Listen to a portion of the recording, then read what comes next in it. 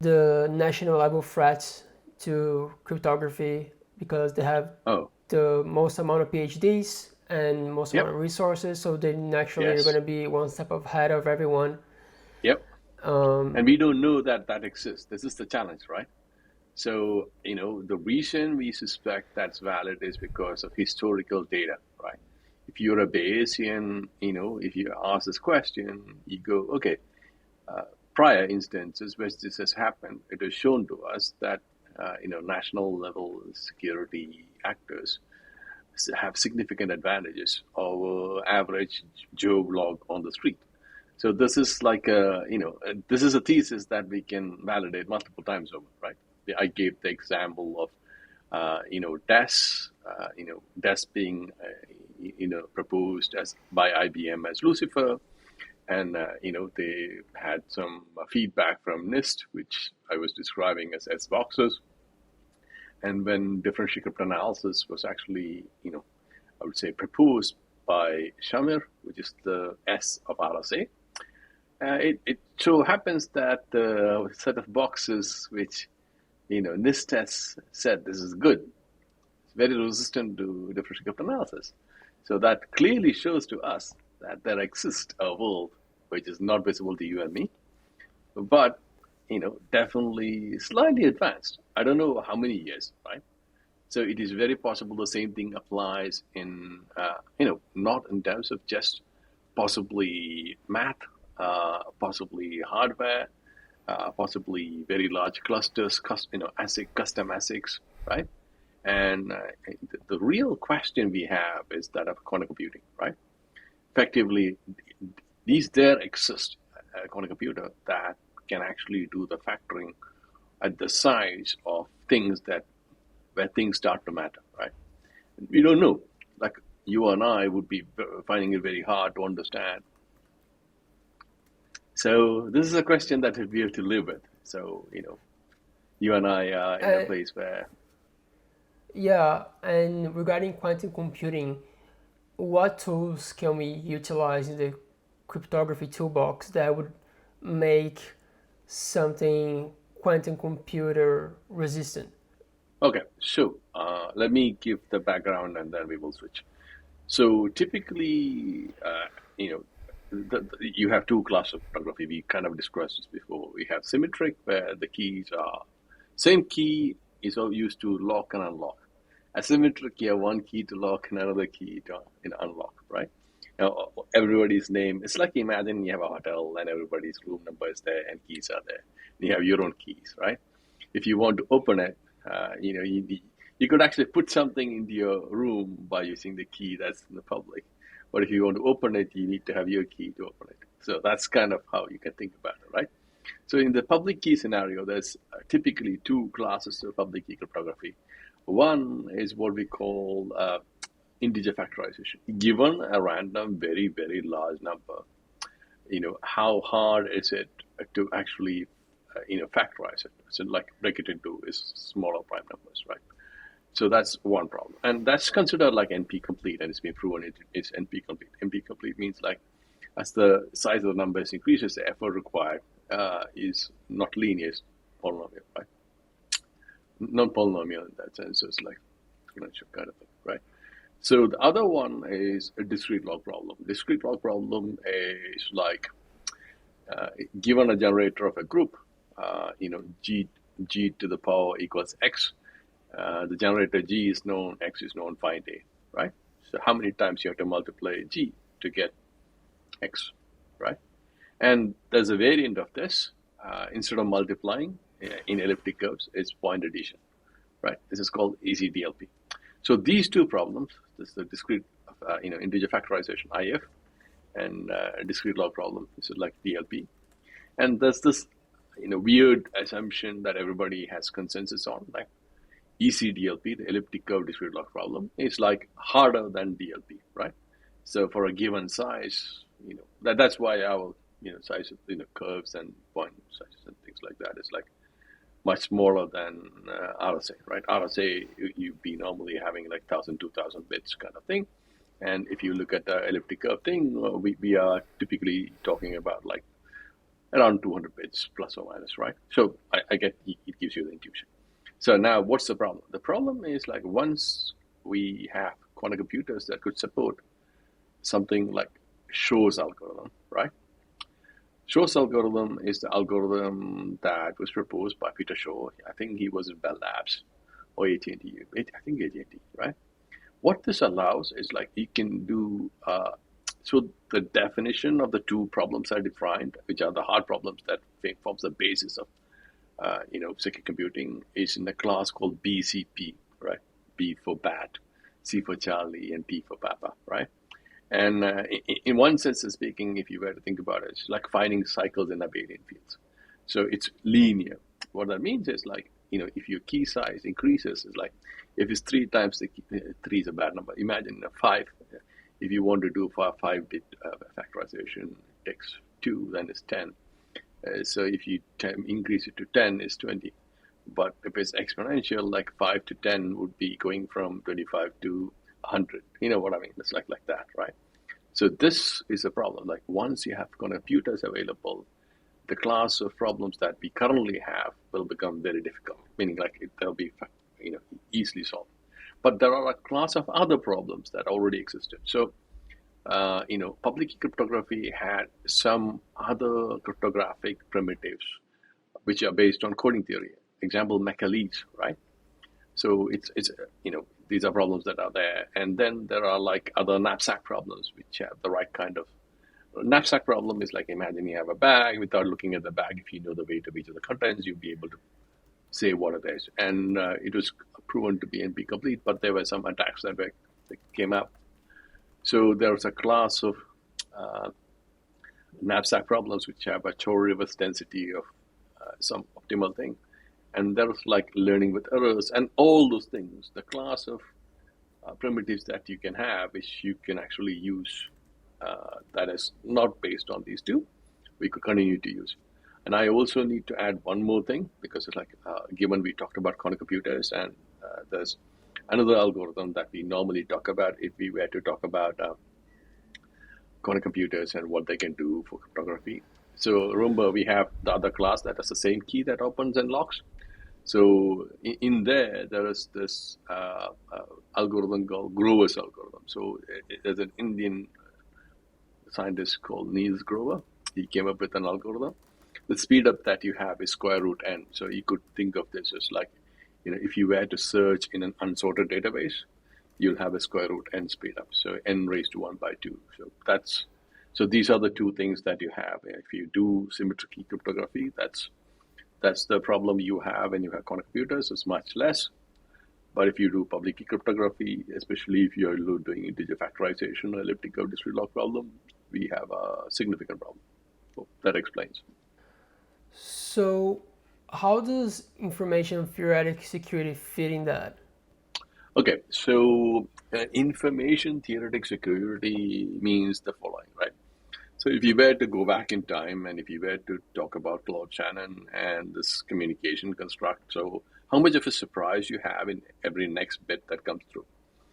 So you will have to have like something like a QKD, the quantum key distribution mechanism, to achieve the equivalence of information theoretic security. Okay, so let me just give you like a intuition of how this normally works. So the thing that could give like information theoretic security, if I am not mistaken, top of my head, is like if you use one-time pad, right?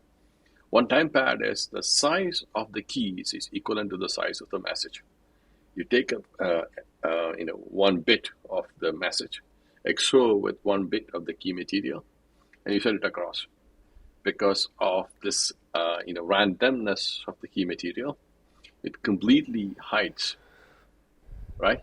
So your probability of guessing is as good as guessing in a random bit. And you need to have securely transmitted or shared between the two parties the initialization vectors of this material that you need to actually XOR, right?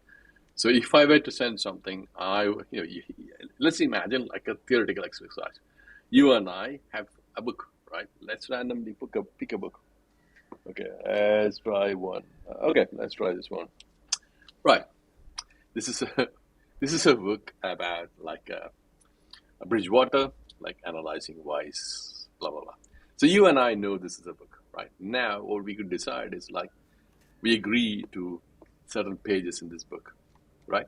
And while we agree to this, even though it's not random, okay, we still have shared secret material that we can actually use to, do encryption and decryption.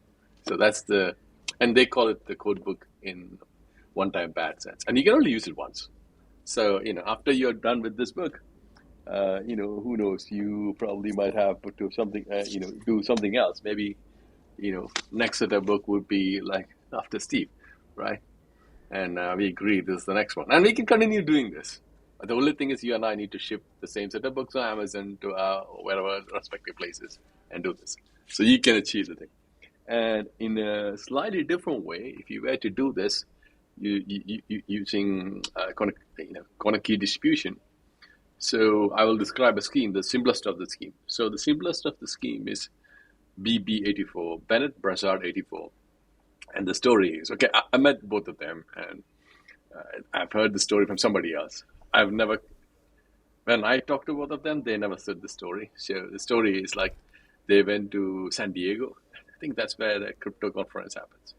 So there's like a beach, and so Bennett and Brassard were in the beach, and Bennett actually swam towards Brassard and proposed this scheme. The scheme is very simple. So you have photons and you have polarizers, right? You have two polarizers. So, imagine you're putting a ball through that oscillates like this, and you have a filter that's vertical and a filter that's vertical, right? It will go through. If you have a filter like this and a filter like this, the odds that it will go through is very low, right? So once you know the polarization, and if you send the photons across, you can send one bit, and you almost get like information theoretic security. And the better part of this is like if anybody tries to intercept, the party will know. The party on the other side would know, oh, somebody's actually trying to intercept. And this is typically what everybody sees as the benefit of having a corner key distribution. Right. So that could be a way to future-proof some things with from quantum computers, because if you can know if it's being I mean, tampered it with and it's really doesn't in one sense of speaking. Okay, the problem is the following, right? There's two classes of problems. Key distribution is like transferring key between two parties. But remember our conversation, we can have two classes of, cryptographic tools. One is like same key, lock and unlock with the same key. And we have, a set of public keys and an unlock with a private key. So you have your private key, I have my private key, of both the public keys are listed in the front of the hotel. You know what I'm saying? So the problem here is not that how we communicate, but how do we lock things inside, right? So if you lock things inside, we need to use not integer factorization, not elliptic curve discrete log problem, right? But we can use other things like coding theory based ones like Macaulay's. We have the constructs like Fry, right? Essentially things that where hash functions or pseudo randomness provides hardness. So unless the days when we have a time travel machine, we are okay. We are doing okay. okay. So what you're saying is that these other methods would be sufficiently quantum Yeah, resistant. yeah, They are resistant. hard Yes. enough. Sorry, apologies. So That's okay. I can just edit it. okay. So the thing I was about to say is like NIST actually has a mailing list, and they have a bunch of things that have come out. And I used to be on that mailing list for quantum resistant, schemes. There have been a good number of schemes, and initially things like NTRU and other ones. Like the thing is, a lot of matrix operations, crazy things, right? Anything that's so imagine you have a universal set of all things, and you have like two easy, well documented things that are there. Just the integer factorization and discrete log, and the subset of discrete log is elliptical discrete log. And for us, you and I, who is involved in doing crypto, elliptical discrete log is the bigger problem. And of importance to us, right? And the thing here is like, we probably will have to replace this, at some point in time, right? We don't know when. But And you, I mean, I should also caveat this in such a way that it's seen in the right context. I don't think this is going to happen like, immediately for crypto in that sense. So imagine everything. So let's imagine our phones, right? Let's imagine debit cards and credit cards, right? yeah, I think the traditional banking system is way more Oh, fragile to that than yes, crypto. absolutely. All the traditional infrastructure is going to be F-starred first. Look at the set of all assets in the world. That's trillions and trillions. And look at crypto. Tiny, tiny, right? Why should we be the guys who should be shitting bricks, right? You don't have to. Let them shit bricks. when that happens, we go, oh yeah, we can do this. And it's easier for us in that sense of speaking. Look, when everybody actually agrees there's a big problem, it's easy to change it because, like, agrees that we have a problem. Shall we do this? And you go, yeah, and then we go. So the solution to this, like the substitution for the elliptic curve that we have right now, would be applicable to blockchains without much Well, of yeah, a I mean, implementation concern. yeah, it's more the politics of the situation rather than technical stuff. This is my cynical view, right? So I don't know how I would describe it, but generally speaking, it's much more easier to do things when there's agreements and agreed hierarchies in place. So the challenge we have in a decentralized world is like consensus building, not in the consensus building for protocol building is a harder thing. So it's like the cost of achieving consensus among humans is very, very high. So if it's a nation state, say US will have NIST, right?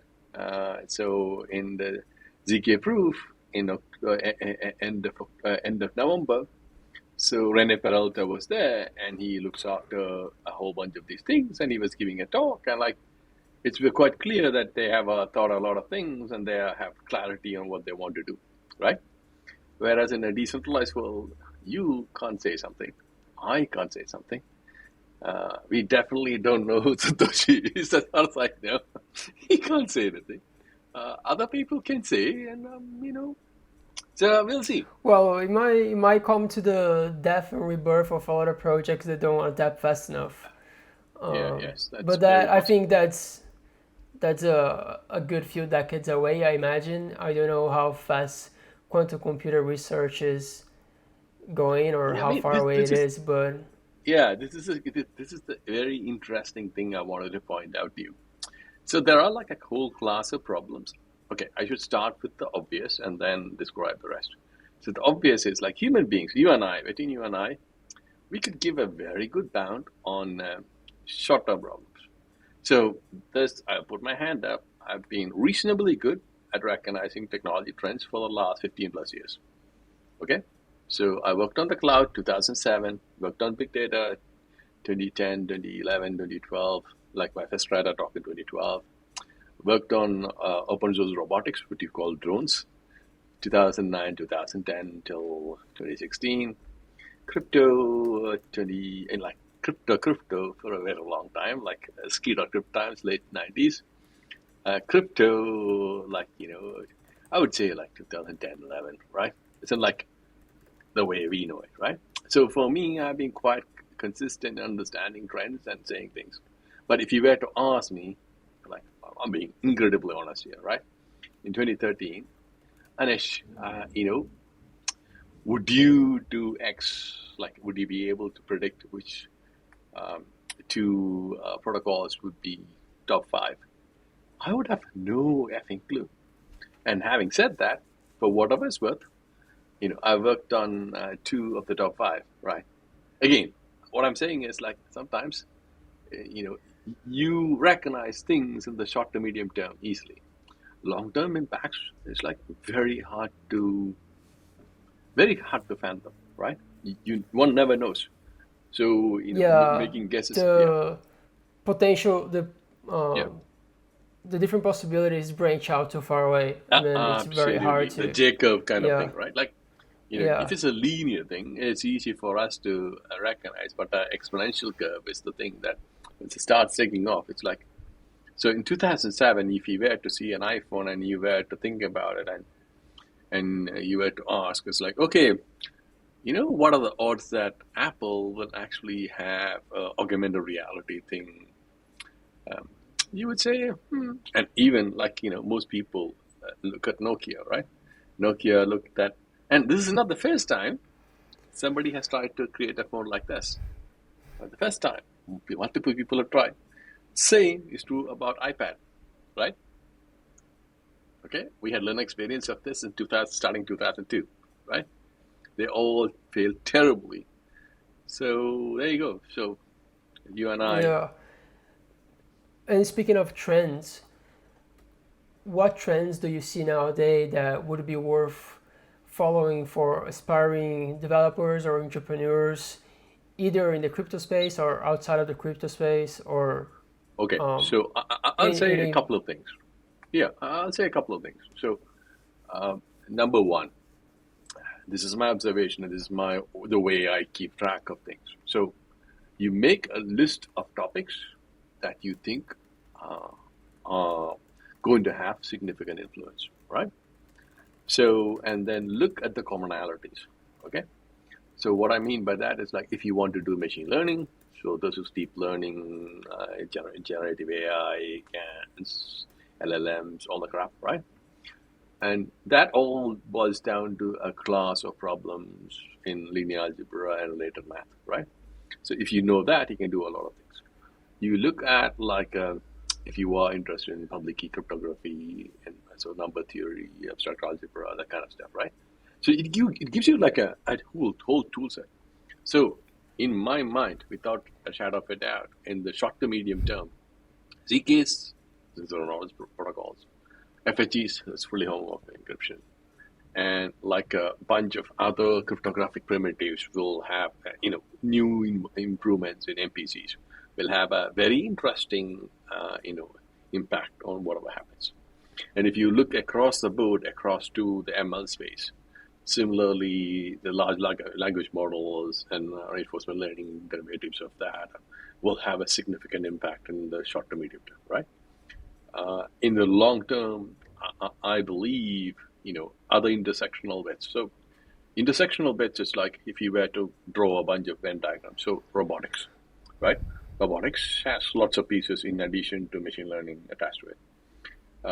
Things like synthetic biology, right? Even though synthetic biology has lots of interactions with machine learning in one sense of speaking, weird sense of speaking, it's a self-standing thing, right?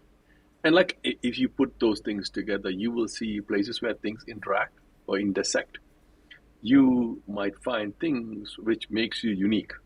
What I mean by that is like the number of people who understand two or three things good enough to actually do something will increase your odds of being special. In the age of ChatGPT, generalization is a very very tricky, risky thing to do. Generalization, in the sense like understanding constructs, is useful. Generalization, if you're going to be a Python programmer writing generalized Python code, most of the Python code that you have could be written by ChatGPT and other LLMs already, right? So you can only imagine like 3 to 5 years time how that might look like. So you definitely need to understand. So it's like similarly, as I was saying, like there are adjacent things like understanding hardware, right? So when you were to look at, let me just give you an example. So it gives you. So if you understand hardware, if you understand, say, something along the lines of some machine learning stuff and some cryptographic stuff.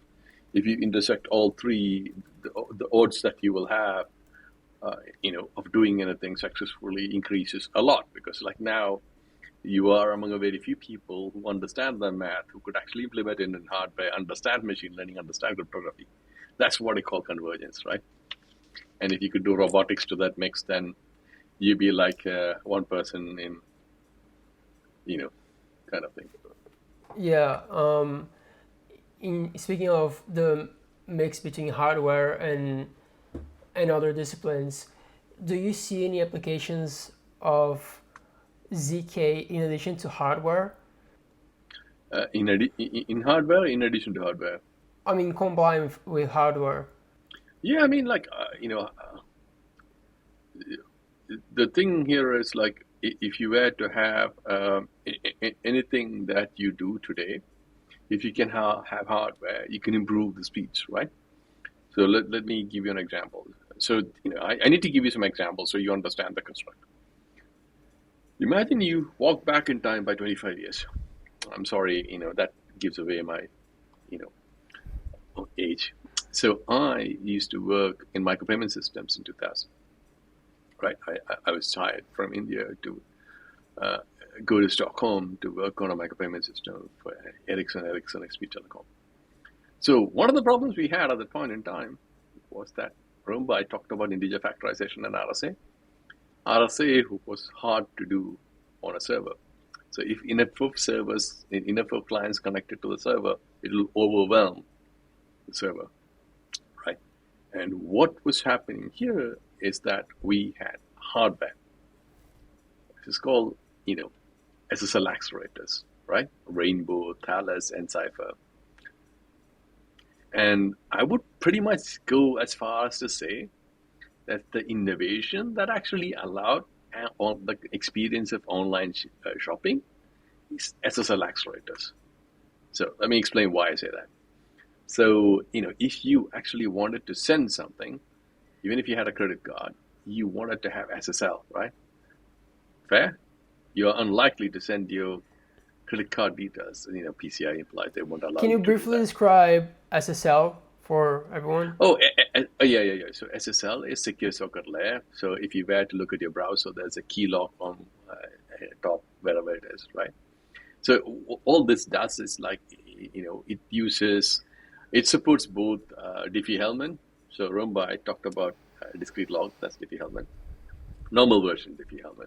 And RSA, as in the RSA that I was talking about, integer factorization. So there's a server and the client. They say hello, and then do a handshake. End of the process between the two. You can, if you have certificates, you can do like, verified mechanism. But otherwise, certificates is like X509 kind of certificates. So you say, root of trust.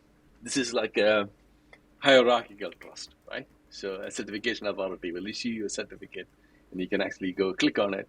I mean, this is all normal. Like, this is the basis of the life we actually have. If you were to try install something into your Apple thing, it says, no, it's not trusted, right? Similarly, you got a website, it says it does not trust it. What is the trust? That trust is the hierarchy of trust, right? The hierarchy of trust and certification authorities and the set of certificates they actually allow, right? So this is the basis. And so this, allowed to have a session key generated between the two parties. Even if you don't have a trust, you can have an ephemeral key. And then once you have an ephemeral key, you can get a session key and use the session key to actually encrypt things between you two or both of us. So if somebody were to try eavesdropping on us, they won't be able to read it. So, imagine you want to send, some credit card information. You could do that, right? That's kind of what this is. Right. I see. So ZK, same story. So when you have the equivalent of SSL accelerators, the change will happen. If you were to go back in time 25 years and you wanted to just do an SSL session, you'll have to wait a bit. And you had to flip E and D, the encrypting, decryption, components the other way around, so that largest number actually stays in the client side and server does a smaller one. And then the size of E and D was changed. So all these things happen, right? Like all of this has happened without anybody noticing. And my argument is like the same thing has to happen to ZK for ZK to enter mainstream. And do you see any specific places where this is primed to happen, or specific I believe it will happen in a applications? very generic sense. So the reason I say this is the following, right? So now, you and I, if when we need to authenticate to something, we need to use passwords.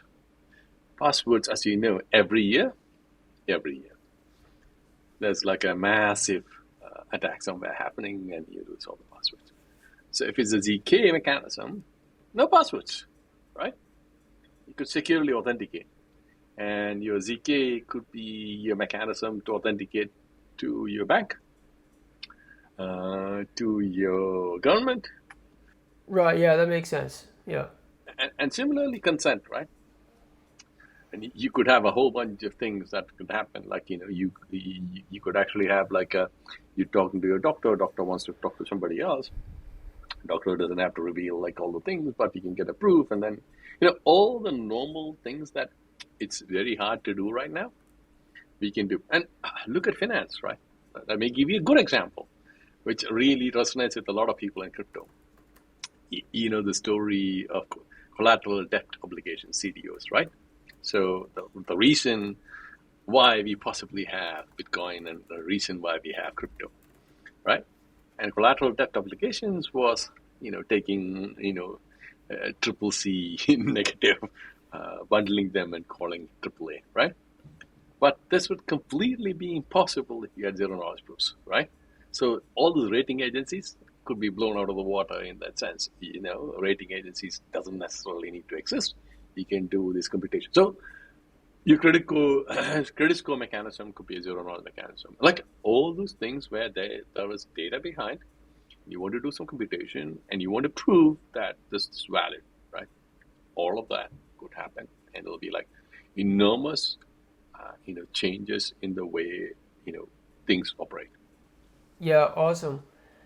And with all that taken into account, why did you decide to go into ZK in the first place and ended up here now, co-founding Panther?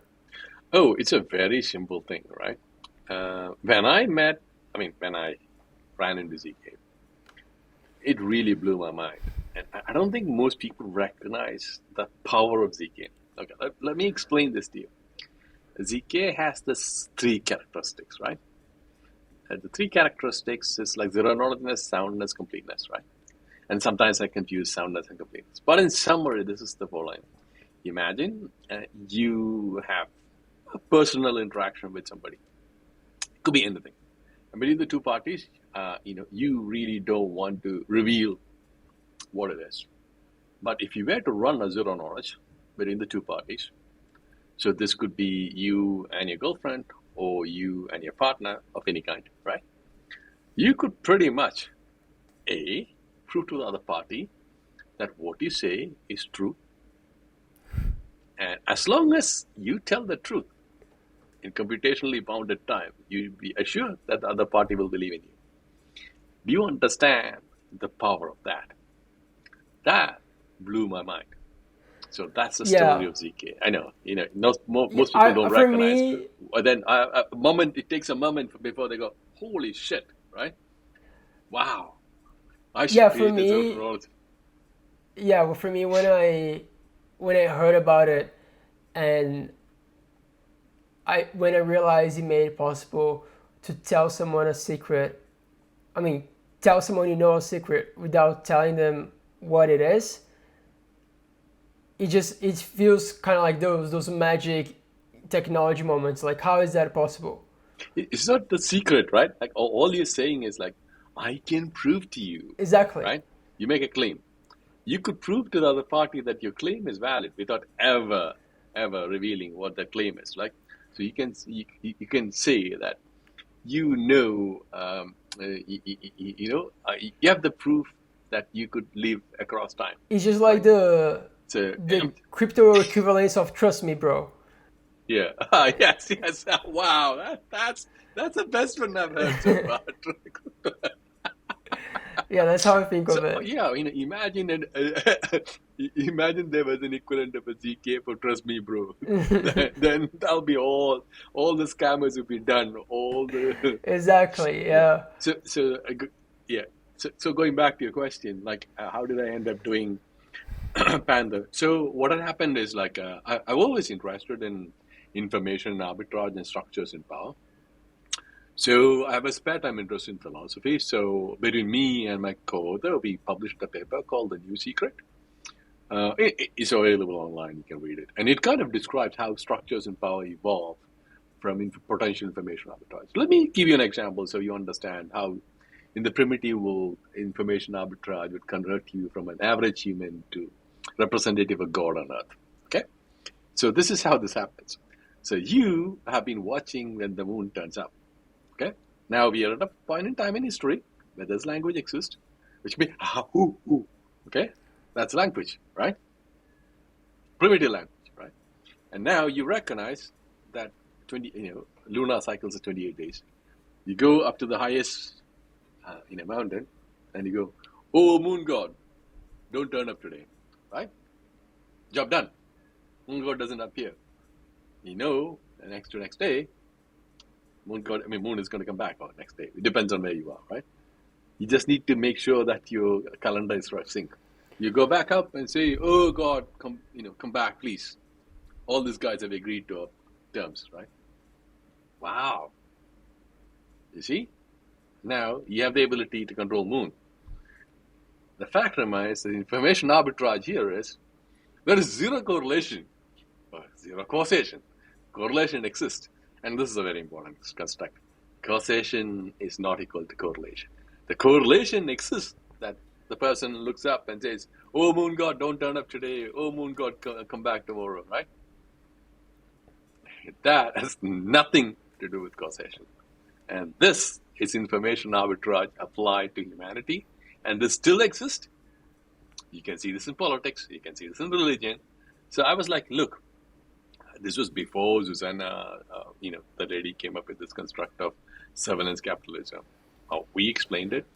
And to me, when I looked at blockchains, I was like, wow, and DeFi was taking off. I'm like, guys, Zcash won't be able to support DeFi primitives.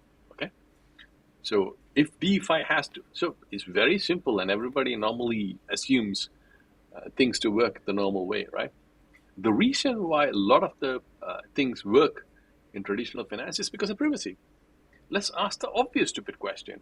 Can anybody tell me the models that Renaissance technology runs? Why is it private? Why are they allowed to be private?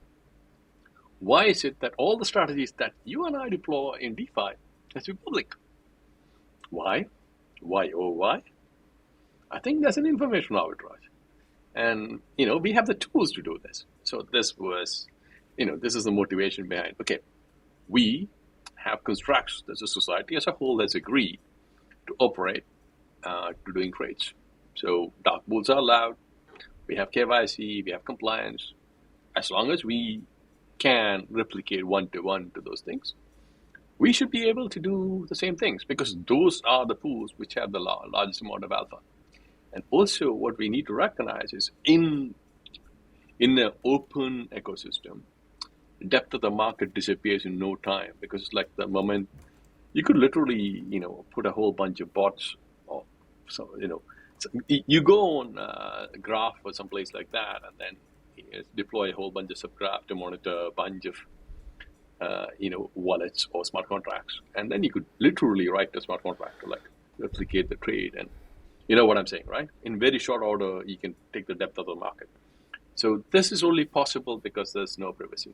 This is the whole, in a very simplistic view, idea that we should have composability, privacy, and compliance, and KYC all rolled into one. So we could actually have the same primitives that we have in the traditional finance world.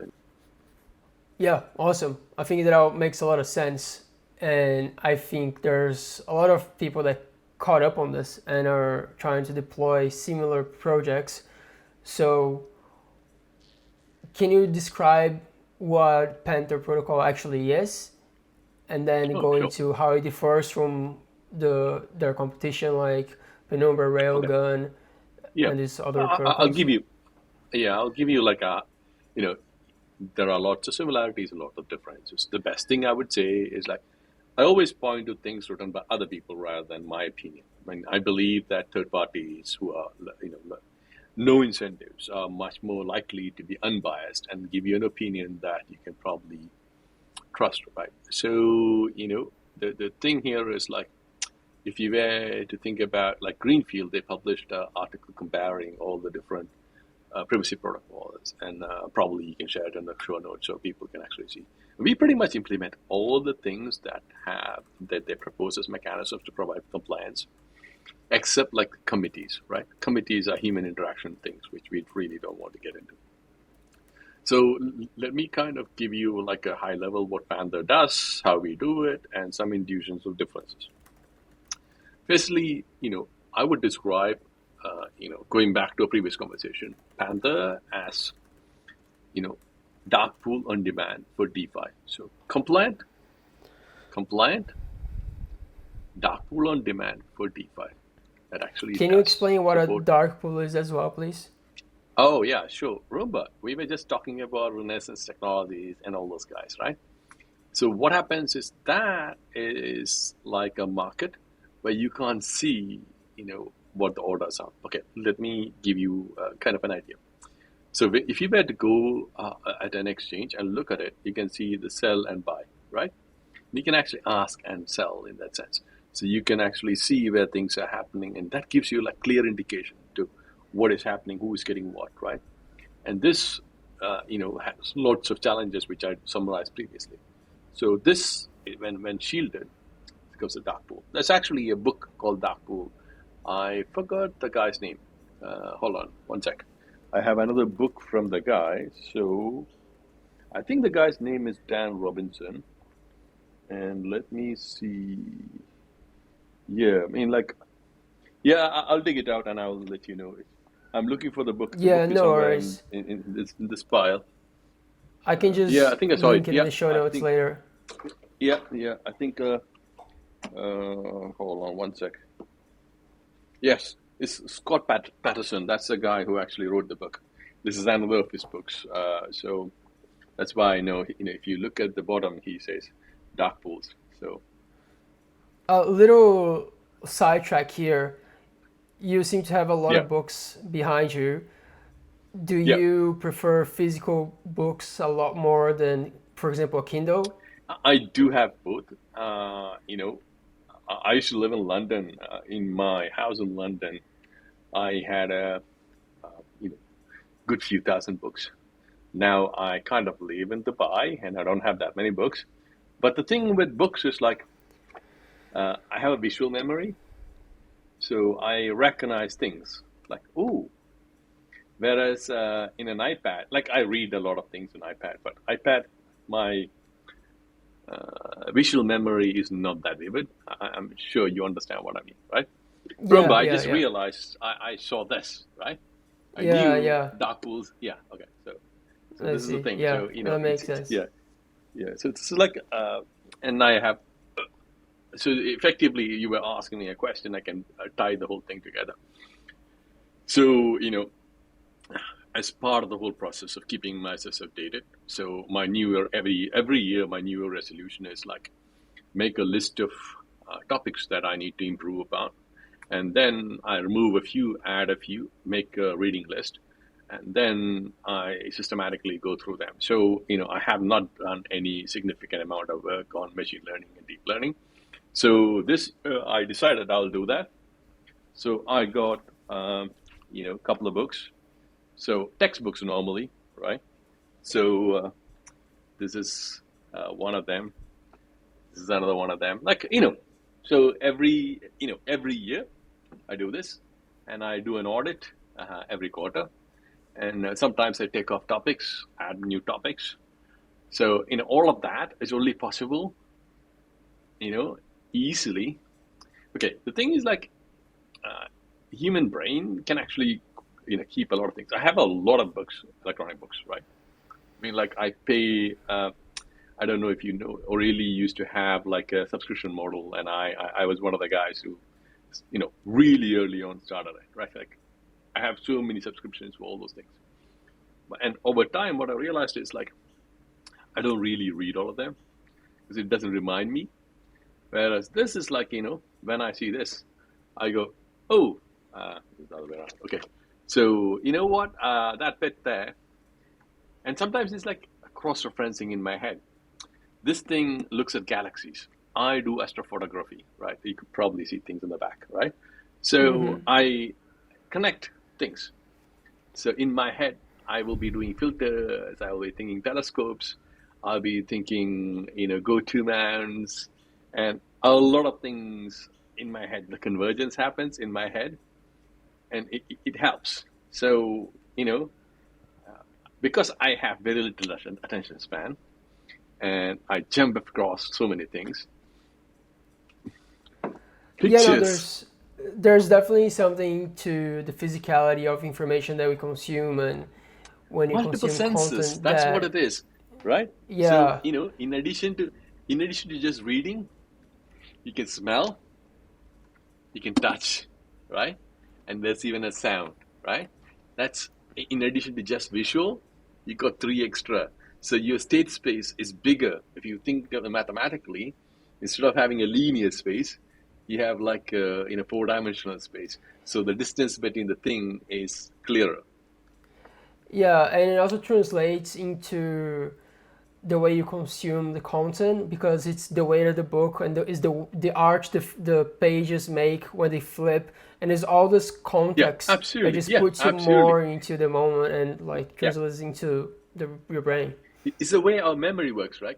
Our memory, it's like an association of things.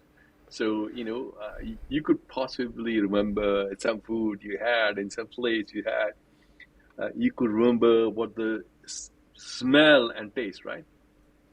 So your memory, is not just numbers and digits. You have a lot of other things. So Well, use all of that to, yeah, yes, so our memory is basically spatial mostly because that's what we yeah, evolved to do, hunt animals, yeah, run, yeah, jump. So yeah, anything that you can do to make use of your space to help you learn and soak in a subject is probably going to be yeah. effective. So that's why reading books for the vast majority of people are superior to just reading on a screen. It's just more in your physical space that you can interact with. Yeah. And that to me is like, yeah, go ahead. I was just gonna say, let's go back to the main topic, back to Panther. So, I kind of describe Panther and I kind of describe what Panther does and the differences. Like, so let me explain the key differences and I'll explain how Panther works and then I'll explain the key differences. So you can do a lot of the privacy things in different places, right?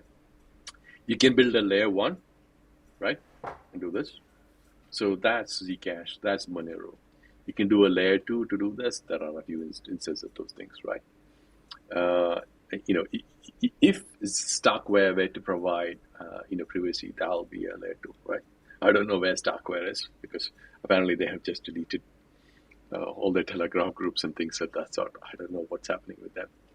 Yeah, Oh, you could probably look at Alex, CEO of Elio's post about Twitter post about Starkware, and you can figure out what's happening there. I don't know. There could be things happening. I am not. I don't have a crystal ball again. Then then you can do it in the smart contract layer, right? So in the smart contract layer, the thing here is a good thing and a bad thing. Good thing is the fact that it's very easy to interoperate. You can deploy it in any of the EVM compatible ones, right? You find an EVM compatible one, you're not bounded, you can do it. At the same time, you're kind of at a layer where it's harder to actually do any hardware acceleration, right? So firstly, Panther actually does privacy in smart contract layer. The other bit is as follows. So when you are going to use Panther, what happens is you would be asked to go talk to one of the compliance KYC, KYT providers. Know your customer, know your transaction, which is the same thing that you have in banks. And we have one called Purify. So you go to Purify, they will do all the thing, and then they give you, something back that you could actually use. So you could go into like a zone. So Panther has zones. The zone actually allows you. So effectively, this is like a one-to-one map to real world, right? So if you have KYC, your KYC is valid for a region, so that the geographical arbitrage, couldn't be invoked on you in that sense, right? So different geographies have different arbitrages. So we replicate that. So once you're there, your KYC provider would allow you to be in a particular, what I would call a zone with KYC requirements, so you can interact with them. So the reason why this is important is, like, if you are in the US, if you interact with, say, just assume and take an example, real solid example, a FAQ can actually ban like a bunch of addresses. If you accidentally interact with any of them, you are in a big problem. So you want to make sure that when you do KYC, you are in a pool that none of the OFAC people are there. I mean, OFAC banned people are there. That exposes everybody to risk. So this is kind of what we do. So effectively, we have a multi-associated pool, which allows you to actually do this kind of thing where you can deploy your strategy onto, say, a DeFi protocol like Uniswap. And then once you're done, you probably want to describe to IRS a set of transactions. That's called disclosure. So we have some mechanisms by which you can do disclosure. And also on the backside of it, when you do KYC, your transcripts is actually available to IRS if they want to go to the KYC provider. We don't keep any of these things. In the two parties that probably can help you is A, the customer or the user, and B, the KYC provider. This is like a standard thing in like normal banking. So you could think of normal banking and how that would map to a possibly DeFi world. That's what we have created, and that's what we have deployed, and that's where we are. Some might say that it's a little bit paradoxical to have QAC on a privacy-focused protocol. So what is the takeaway from that? So, we have to live in a world where reality exists, right? You could, so you could probably say something like this. I am a nudist, okay? So I would like to walk around. So it's very valid to do so in a nudist beach, right? But if you were to walk around naked in Saudi, you might end up very soon in certain places, right? So there are regulations how you can do things, right? So whatever we might say in Web3, we are exposed via the bridges to the Web2 world. The Web2 world is very regulated. So, there is very little we can do to get past that. So that's my summary. Yeah. It's the integration needs to happen at some point, and I think this is one of the ways that we can make it happen. But switching a little bit into the core functionality of Panther. Yep. Is it kind of like an order book exchange, or is it like a AMM? Can you interact with other applications? Okay. Let me simplify the whole thing for you. So the construct of order books is a lot more complicated, right? And the reason we actually have AMMs is it's easy to do this in the UTXO model. So we are using the UTXO model. So what we do is we have, say, Uniswap on that side. We create an adapter. So when on the AMM side, what you see is Panther smart contract, which actually has the mask, acts like one entity. And inside it, there could be people actually doing strategies which cancel each other out. So exit device a constant, the same thing applies. V3, off you go. So this could be Aave, this could be Uniswap, it could be Curve. Yeah. So I hope that makes sense to you. So you can actually create a strategy which has multiple protocols. So you could have one end of this your strategy touching through the adapter to Uniswap, another end of the strategy touching Curve, another end of the strategy, and inside Panther it is moving all around. External world, it will be like different pieces, but you have the strategy in one box, and all these things are like private internally, and it works like that. So I guess that makes sense to you. So the construct of keeping an order book doesn't exist. We just do the privacy bit. We use a UTXO model to actually manage it. Slightly complicated. The simplest way to think about it is you have a magical box. It does things. It works for you. We provide you with the proof. No, trust me, bro. We use ZK. Yeah, so how does it look like from so you have all these things going on in Panther. We can't really see. It's a black box. Yep. People are trading on these different protocols. So Yep. how does Panther communicate with the protocols itself? How does the communication happen, and how it prevents any leakage of information coming from within Panther? So the question about leakage of information is as follows, right? It's a very important and very simple construct I should have explained slightly earlier. So, the classic case of how do normal zero knowledge protocols work. This apartment has one door. You can only come in and go through one door. You and I could come up to the door and I could say to you, hello, you know what? I have the ability to escape from this room without using the door. You say, go ahead, prove to me. So I'm the prover, you're the verifier. You and I come to the door, you let me in, you lock the door and stand there. 5 minutes later, you see me outside. That is zero knowledge, right? Zero knowledge, the fact that I can escape. Now, so imagine that I provide proof that I'm inside the room, right? If there's just one person in this room, you're pretty fucking sure that is me, right?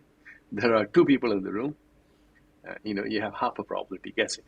If you have 1,000 people in the room, you have 1 in 1,000 chances. This is the thing, right? So the challenge is like having enough of privacy set, so your anonymity set, so the odds that somebody could guess is much lesser. Right, so it's power in numbers in this case. Yeah, absolutely, yes. Oh, yeah, right. Can you briefly as well describe what did you mean by UTXO and why that matters? Oh, okay. All right, okay. So simple. Just so a let's short, go back short, in time. Still, We go back in time and do the normal thing. So when we go back in time, the real innovation in Bitcoin was the creation of UTXO, right? The UTXO is like, oh, okay, I think I need to explain a bit more. So bearer instruments. Bearer instruments is the basis of most of economy, in one sense of speaking, like at least the you and I think, right? So I am in this part of the world, I have money. This is like UAE money, right? So it's like 1,000 UAE, whatever it is. So what does this mean? If I present this, the government gives the guarantee that it's worth 1,000 dirham. It's a bearer instrument, right? Nothing else. So, important thing, if I take this out, I give it to you, my wallet doesn't have 1,000 AED, right?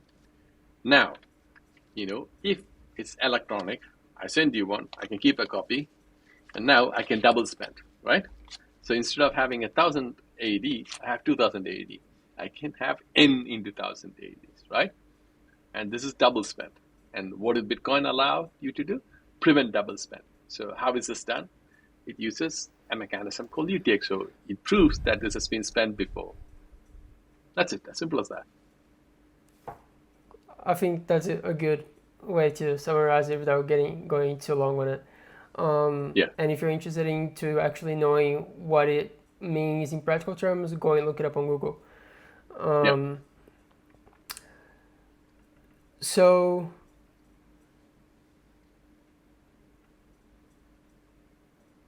one thing that I don't know much about, and I think you probably researched this when deciding whether to implement QIC or how to implement QIC, is the proof of innocence, to prove that your transactions are legitimate without revealing the transaction details. Is there something you know about that you'd be able to share a little bit? So, okay, so let me say something so that everybody is kind of clear and what it means and what doesn't mean. So if you were to think of this as an exclusion proof, it's almost impossible to have an exclusion proof in ZK. I hope that makes sense. It's like, I am not a member of this thing. The proving that is harder. It's easier to prove I'm a member of something, right? So the proof of innocence essentially is the proof that you've actually done all the things. So the way I would describe it is like, remember, most of our conversations are about universal sets and subsets, right? Subsets are smaller, easier to represent. Universal sets are harder and they have more members. So this is what this means. If you could actually come up with mechanisms by which one could say, I tick all these boxes, that's the kind of proof of innocence. So this could be that you could prove that you met KYC, KYT. You had no interactions with anybody of any kind, and you could actually provide provenance of whatever the graph is, right? So this could be one way to think about it. This is like, me describing things without going into details.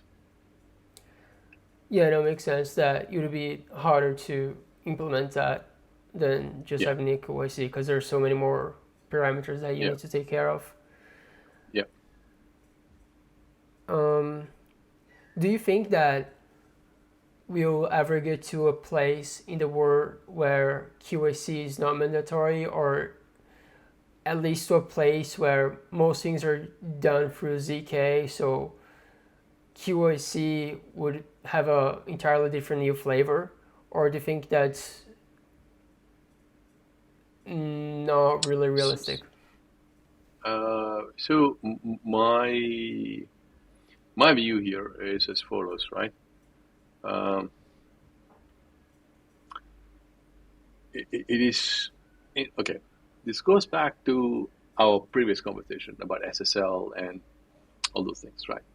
If you were in the 90s and you came up to me and said, there's going to be a thing called the internet and everything is going to be bought on the internet, you might laugh me to the door, right? Fair? And I told you what are the key pieces that actually allowed us to do that, right? So, given I'm one of the people who actually believes in hardware, and hardware can actually do hardware acceleration, and I have like hardware in this room, which I've been tinkering with to accelerate. So for me, I rather believe, and I'm biased, that this can happen. And who knows, you could have a world where ZK is like, like coffee, like other things, like Google, the term Google. Like in the 90s, Yeah. if you said term Google, what the hell is Google, right?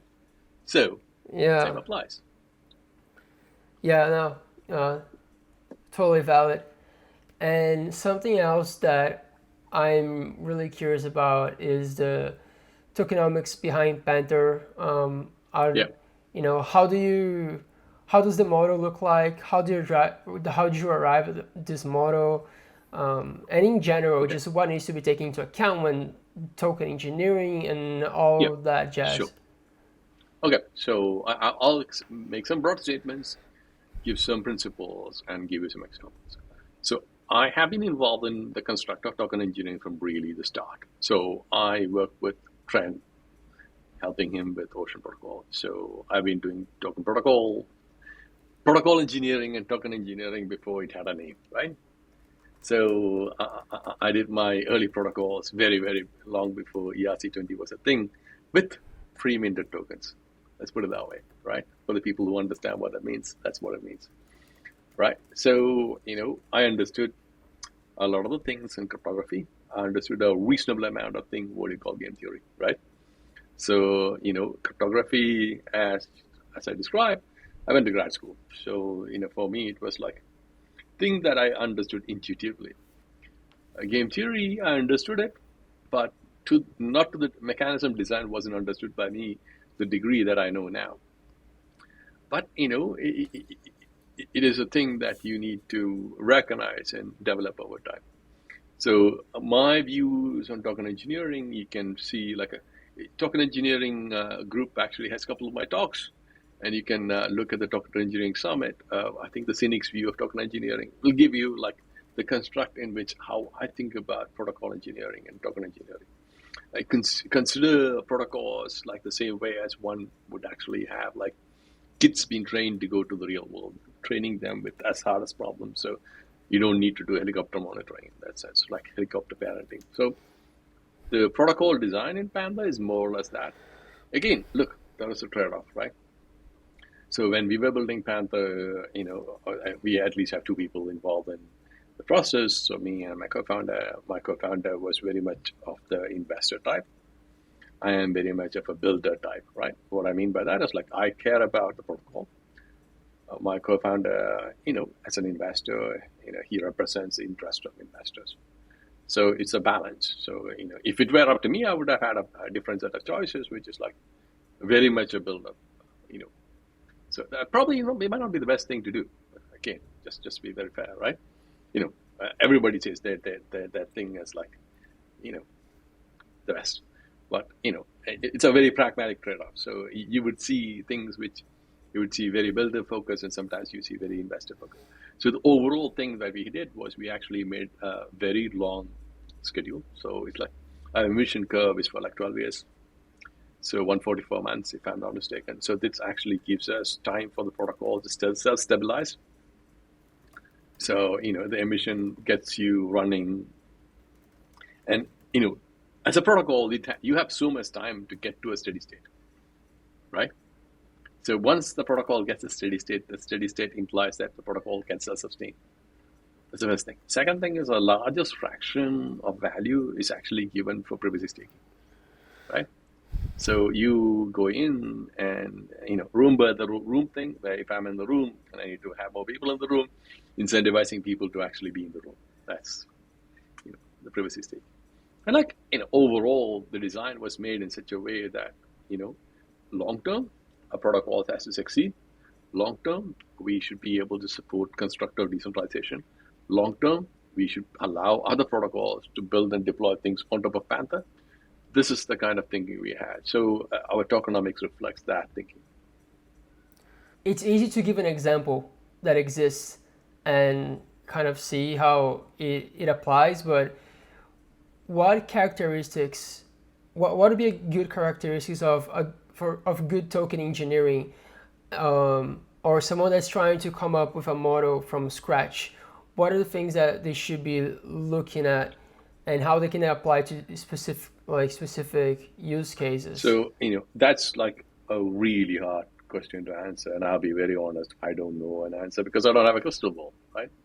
So I have to be very, very honest. So it's like going back to my talk that I was describing 2018, I think I gave like a number of one less than X less than 2 or something like that.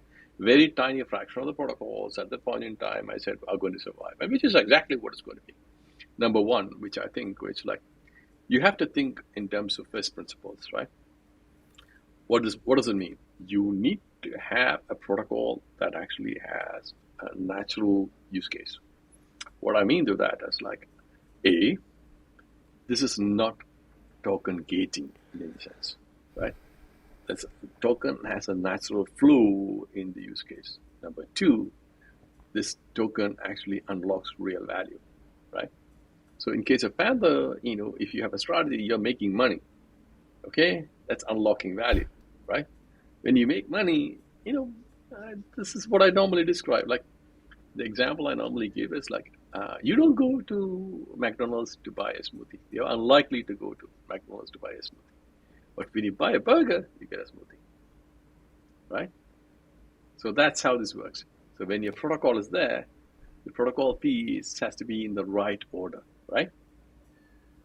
The attraction is a burger, not the smoothie, right? So, and you need to not have what do I call a user interaction, which really drives the user crazy. Users shouldn't really care about the existence of the token. Ideally, you shouldn't even know the token exists, right? There should be a fair value capture that's there. So like the value capture that Uniswap has, like 30 bips, so something that people are willing to give up, right? And then, if you actually have the ability to support interoperability and composability, then it actually helps you a lot more. So this would be my kind of take. And you shouldn't actually go to niche spaces if you can avoid. Larger the size of the market, the better your chances are. You could think of doing a barter, right? Imagine you had some cows and I had some goats, right? The coincidence of wants is much low probability event if you're just the two of us. Imagine there's 100,000 people. There's definitely somebody that'll be there. So you need to have a larger set. So you need to go to a market with a larger set. So you need to go to an L1 where it's large. And then, there are characteristics of an L1 and an L2 that enable certain things. So if you are trying to do, storage of data, you have a few pieces. One, the storage should be cheap, computation should be cheap, computation should be fast. The cost of doing all of this should be lower than the cost of actually doing storage, right? So these are like, first principles, things that you should actually check and things that actually should make sense to you. That is something that you should keep at the back of your mind. And if you don't keep it at the back of your mind, you might have challenges. Yeah, that makes sense. And circling back to the advantages and values that users get from Panther, realizing that ability of arbitrage, right? Yeah, So, absolutely. how exactly does what exactly are users using Panther for? What are they like? What drives I them mean, to use we, dark we don't, pools? yeah, okay. The two questions are different. I need to full put disclaimers on. We're still in testnet. We are nowhere near mainnet. So I can't say what people are using for. My crystal ball is broken. I don't know in future. But I can tell you for a fact what dark pools are used for. Dark pools are used for all the transactions where you want to buy and sell without move. Like think of OTC online, right? Over the counter transactions, right? So it doesn't really move the whole thing. So effectively, if you were to see in a public market somebody has put in a sell order, immediately you can say, everybody, oh shit, it's going to hit the fan. Price is going to go down. So whereas if you do a dark pool, it's not visible, so the price doesn't get affected. So there you go. That's a simpler way to describe it. Yeah, that I think there's an easy way to go to describe it. And when is it launching on mainnet? When should we expect to be So, so, able to use uh, Panther? so my expectation is again, uh, what I would say is there's an optimistic expectation and a pessimistic one, right? So optimistic expectation is like in 2 months' time, give or take. I think I kind of hand waved. We have like a 7-8 phased test deployment. We are parallelizing 4 and 6, which is kind of done last week. Not last week, last week on Monday. So we are in a place where we pretty much are doing good, right? So May, June, maybe, right? We should actually have things in the mainnet. So we have an audit started, if I'm not mistaken, it's Monday. So so things are happening. So things go according to plan. Again, there's an optimistic way and there's a pessimistic way. Pessimistic way is like, I don't know what it guys have to say to me. Optimistic way is like, yeah, everything is going to be fine. So I'm taking the Yeah, optimistic yeah, thing and I'm saying, yeah, yeah. And you mentioned interoperability. Um, interoperability. yes, that. How how is that a feature of Panther? What kind of people could build on top of Panther? Okay. Could you repeat once more? So, there's a slight delay. Yeah. So what type of interop Interoperable. how yeah Hmm. what kind of projects could interact with Panther, or what could be built either on top of in Oh, conjunction with okay. Panther? Let's go back to our previous conversation. This is like a series of conversations, building back on the previous things we said. Remember, I was telling you about like Uniswap, Aave, and Curve, right? Tomorrow, you decide you want to have a special strategy which works across all these things to find a multi-legged strategy. You could even go across other EVM compatible ones, and you can just deploy Panther across that. And then effectively, you could build anything on top. All the strategies sat on top of it, right? World is your oyster. You go do whatever you want. Sounds good. Awesome. Well, this has been a Again, very zero knowledge. interesting chat. I was about to say, it was like, I'm not saying trust me, bro. I'm saying, trust in zero knowledge. Yes, yes, yes. Um, Awesome. Yeah, I think that's a pretty good understanding of Panther and what it's used for, who should look out for it, and just in general, a good overview of crypto, like actual crypto, not um, the buzzword crypto, but actually cryptography. Cryptography. Yeah. Yeah. So yeah, thanks for the chat. It's been really cool. I feel like I learned a bunch and gave me I more guess I convinced you questions to that read I books began now. with. Yeah, I'm gonna have to buy some books. I'm gonna be traveling with a lot of books in my suitcase now. It's gonna Yeah. be a So that's what I nightmare. do. Yeah.